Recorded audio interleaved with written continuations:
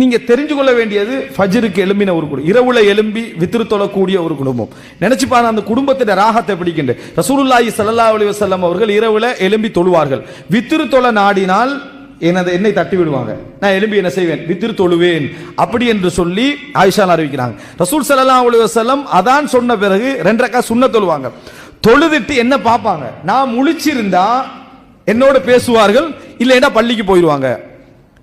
உங்களுக்கு ஒரு சந்தேகத்தை போட்டுருவாங்க, நான் முழிச்சிருந்தா ஆயிஷா தூங்கி தான் நினைக்கிறாங்க, அதானுக்கு பிறகு என்ன செஞ்சேன் தூங்கி தான். இல்லை, பெண்களுக்கு மாதம் என்ற ஒரு பகுதி என்ன செய்யுது இருக்குது, அதன் காரணமாக அவங்க தூங்கி இருந்தாங்கண்டா ரசூல் ஸல்லல்லாஹு பள்ளிக்கு போய், இல்லைண்டா பேசுவார்கள். ஃபஜ்ர் சுன்னத் 2 ரக்காத் தொழுதுட்டு வீட்டில் மனைவியோட உட்கார்ந்து பேசுற கால சூழ்நிலை இருக்குதானே, அந்த குடும்பத்தில் கண்டு வளர்ற பிள்ளைகள் இப்படி வளரும். கற்பனை பண்ணி பாருங்க, எப்படி 2 ரக்காத் சுன்னத் தொழுதுட்டு வீட்டில் தனது தாயும் தனது தந்தையும் உட்கார்ந்து டீயை குடிச்சுக்கிட்டு 2 ரக்காத் சுன்னத்தை தொழுதுட்டு பள்ளிக்கு போறதுக்காக பேசி கொண்டிருக்கக்கூடிய காட்சியை கண்டு வளர்கின்ற பிள்ளைகளுக்கு நீங்க தொலை சொல்லி கொடுக்கவே தேவையில்லை. அந்த புள்ள தானா என்ன செய்ய தொழும்.